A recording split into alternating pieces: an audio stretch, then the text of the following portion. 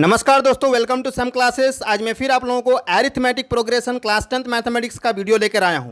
तो दोस्तों ये मेरा पार्ट 3 वीडियो होगा। तो दोस्तों आप मेरा चैनल सम क्लासेस को सब्सक्राइब करना मत भूलिए। आप सब्सक्राइब कीजिए, लाइक कीजिए, शेयर कीजिए और मेरा वीडियो का आनंद उठाइए। आपको फ्री वीडियो प्रोवाइड कर रहे हैं हम। चलिए क्वेश्चन पे आते हैं। आप लोगों के पास आया हूँ 5.2 का क्वेश्चन नंबर 6 लेके। तो ये क्वेश्चन नंबर 6 कहता है check whether -150 is a term of the AP 11852 ... ठीक है। तो सबसे पहले हम देखते हैं ये AP मेरे पास क्या है। तो 11, 8, 5 and 2, चूँकि ये ऑलरेडी AP में है इसलिए this is the first term and 8 - 11 this is equal to -3, this is the common difference. ठीक है। तो ये हम कॉमन डिफरेंस निकाल दिए। उसके बाद हमको सपोज करना पड़ेगा कि जो दिया हुआ है -150 ये nth टर्म है। ठीक है। अगर वो वैल्यू मेरा होल नंबर में आता है n का वैल्यू, ठीक है, तो हम बोलेंगे कि वो क्या है, पॉजिटिव इंटीजर में आता है होल नंबर में, तो हम बोलेंगे कि वो है, नहीं तो बोलेंगे नहीं है। सबसे पहले हम nth टर्म से nth टर्म का जो फार्मूला होता है उससे हम n निकालते हैं। सबसे पहले देखिए तो a + n - 1 × d = -150 लिखें। तो फिर a का वैल्यू हम पुट कर दिए, d का वैल्यू पुट कर दिया, n का वैल्यू तो हमको पता नहीं था, तो वो मेरा फाइनली n - 1 = 161/3 आता है। तो 161/3 जो होगा उसको जब हम लोग ये 1 उधर जाएगा तो +1 हो जाएगा, यानी कि 164/3 हो गया। ठीक है। तो 164/3 जो आता है, 164/3 जो आता है, तो ये हमारा एक होल नंबर में नहीं आता है। ठीक है। क्योंकि ये डेसिमल में आ जाएगा, इसको जब डिवाइड करेंगे तो डेसिमल में आ जाएगा। ठीक है। तो ये क्या हुआ, एक पॉजिटिव इंटीजर नहीं हुआ। ठीक है। तो इस तरह से ये क्या हुआ, -150 जो हुआ वो मेरा ये नहीं होगा, है ना। कोई भी टर्म जो ये गिवन AP का कोई भी टर्म मेरा -150 नहीं होगा। ठीक है। चलो दोस्तों अब इसी को एक्सरसाइज का क्वेश्चन नंबर 9 लेते हैं। तो if the third term and 9th term of an AP are 4 and -8 respectively, which term of this AP is 0। आपको थर्ड टर्म दिया हुआ है 4 और 9th टर्म दिया हुआ है -8। थर्ड तो A और D हम मान लिए फर्स्ट टर्म और कॉमन डिफरेंस। ठीक है। A को फर्स्ट टर्म मान लिए और D को मान लिए कॉमन डिफरेंस। ठीक है। तो दिया हुआ है third term A3, that means A + 2D = 4, तो A = 4 - 2D, हम इसे इक्वेशन 1 मान लिए। फिर क्या हुआ, तो A 9th टर्म दिया हुआ था, A9 = -8, मतलब A + 8D = -8। अब यहाँ पर जो ये इक्वेशन 1 में जो A का वैल्यू आया था उस वैल्यू को हम यहाँ पुट कर दिए। ठीक है। तो यहाँ पुट करने के बाद हम 4 - 2D ये आया, +8D = -8, तो 8D में से 2D गया तो 6D, या +4 था, इस +4 को इधर ले आया था -4, दैट मीन -12 हो जाएगा। तो D का वैल्यू -12/6 यानी कि -2, तो D का वैल्यू आ जाता है। उसके बाद हम क्या करते हैं, तो इस D का वैल्यू को हम क्या करते हैं, इक्वेशन 1 में पुट करते हैं। तो इक्वेशन 1 में पुट करने के बाद A = 4 - 2D होता है, तो -2 × -2 यानी कि +4 हो जाएगा, तो 4 + 4 8, this is the value of A, this is the value of first term. तो we get the value of A and D। Okay, now we have to find AN। Okay, AN का वैल्यू हमको 0 पता है, तो हमको find the value of n, we have to find the value of n, which term is 0। ये question ये पूछता है कि which term is 0, which term of the given AP is 0।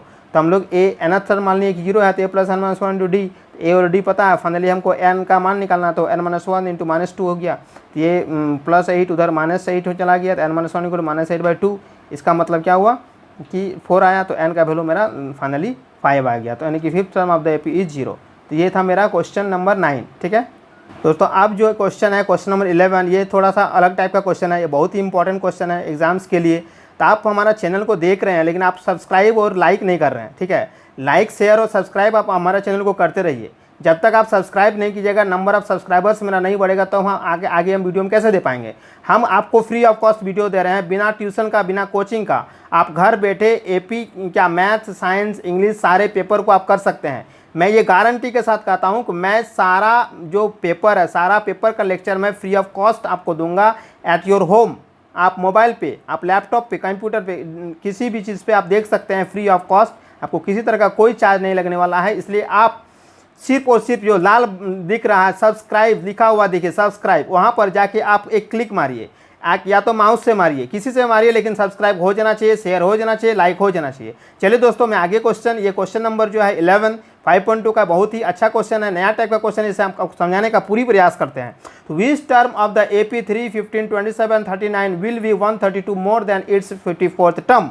मतलब कहता है कि जो गिवन AP दिया हुआ 3, 15, 27, 39, इसका जो will be 32 more than it's 54, कौन सा ऐसा टर्म है, कौन सा ऐसा पद है जो इसके 54वें पद से 132 अधिक है। तो मानना पड़ेगा कि ये मेरा एनवा टर्म जो है एनवा पद जो है वो क्या है 132 मोर देन 54th टर्म है। सपोज दैट हम ये जो एपी दिया हुआ है तो उसका first term a equal to 3 and d equal to 15 minus 3 that is 12।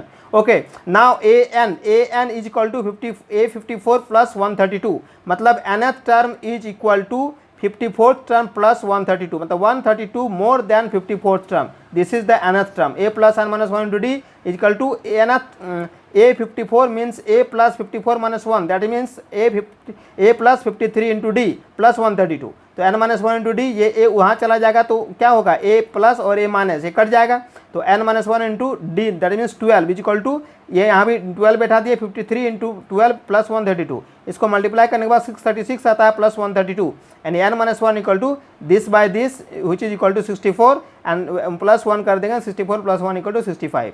This is the 65th term, this is the required 65th term which is 132 more than its 54th term, this is the answer, this is 65th term। Okay, ये आपका final answer हुआ question number 11 का। ठीक है, तो दोस्तों आप इसे समझिए कैसे हम बना रहे हैं, समझ के फिर आप बनाइए, लेकिन आप मेरा चैनल को सब्सक्राइब करना नहीं भूलिए। जब तक आप सब्सक्राइब नहीं कीजिएगा तो ज़्यादा से ज़्यादा वीडियो आपको नहीं फायदा होगा। ठीक है, जितना ज़्यादा आप सब्सक्राइब कीजिएगा, शेयर कीजिएगा, लाइक कीजिएगा तो मेरा भी थोड़ा सा ये बढ़ेगा, मन बढ़ेगा और आपको और अधिक से अधिक फ्री वीडियो मैं आपको दूंगा। This is question number 14। Question number 14 क्या कहता है, how many multiples of 4 lies between 10 and 250। कहता है कि 4 का कितना गुणज है जो 10 और 250 के बीच में लाई करता है। ठीक है, लाइज बिटवीन 10 एंड 250। तो सबसे पहले 10 से 250 के बीच में सबसे छोटा जो 4 का गुणज होगा, मल्टीपल ऑफ 4 होगा, वो 4 होगा और सबसे लास्ट जो होगा वो 248 होगा। तो हम लोग 4 का गुणज 10 और 250 के बीच में लिख लेते हैं, तो 12, 16, 20, 24 dot dot dot 248। Now we have to find this, is this series enough? Yes, because हर एक टर्म जो है वो 4 ज़्यादा है, 12, 16, 20, 24, उसके बाद मेरा 28 जो भी आएगा वो मेरा 4 ज़्यादा होगा, यानी कि लगातार पदों का अंतर मेरा 4 एक समान है और फर्स्ट टर्म मेरा 12 है, तो ए 12 डी मेरा 4 आया। तो रिक्वायर्ड टर्म जो है, रिक्वायर्ड टर्म हम लोग मान लिए नंबर ऑफ टर्म जो है वो n है, तो ए निकल टू हमको कितना दिया हुआ है 248, this is the last term. तो 248 दिया हुआ, A plus one minus 1 into D equal to 248, यानी ए का वैल्यू हमको 12 है, plus one minus 1 into D का वैल्यू मेरा 4 है, यहाँ 248 लिख दिए। फिर ये 12 वहाँ चल जाता है तो उधर माइनस हो जाता है, 236 आएगा, तो और ये 4 डिविजिबल होता है 59, ये n माइनस 1 था उधर चला गया 1 तो प्लस 1 हो गया, this is 60, that means total number of term equal to 60, that means total number of multiple of 4 between 10 and 250 is 60। Okay, तो यहाँ तक हम आपको क्वेश्चन नंबर, ये आपका 14 था, क्वेश्चन नंबर 14 आपको हम बता दें, कोई दिक्कत नहीं होना चाहिए इसमें, किसी तरह का कोई प्रॉब्लम नहीं चाहिए, और मेरा चैनल को सब्सक्राइब करने में भी आपको किसी तरह का कोई प्रॉब्लम नहीं होना चाहिए। बस आपका मोबाइल में जो लाल स्क्रीन दिख रहा है सब्सक्राइब लिखा हुआ, बस उसको टच कर दीजिए, माउस से मार दीजिए, क्लिक कर दीजिए, लेकिन आप मेरा सब्सक्राइब कर दीजिए।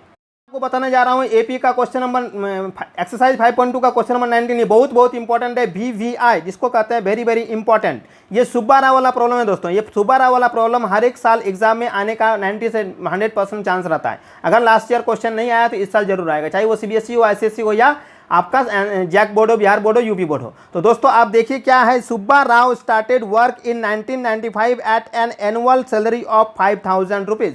मतलब 1995 में सुब्बा राव एक नौकरी करना शुरू करता है जहां पर उनको 5000 रुपया मासिक मिलता है, and received an increment of ₹200 each year, और हर एक साल उसको 2 साल का इंक्रीमेंट मिलता है। तो in which year did his income reach 7000, तो किस वर्ष उसकी जो सैलरी होगा, उसका जो वेतन होगा वो ₹7000 हो जाएगा, 7000 टका उसका सैलरी हो जाएगा। तो देखिए दोस्तों 95 में उसका कितना था 5000, उस समय इंक्रीमेंट उसका नहीं था क्योंकि वो इनिशियल ईयर था।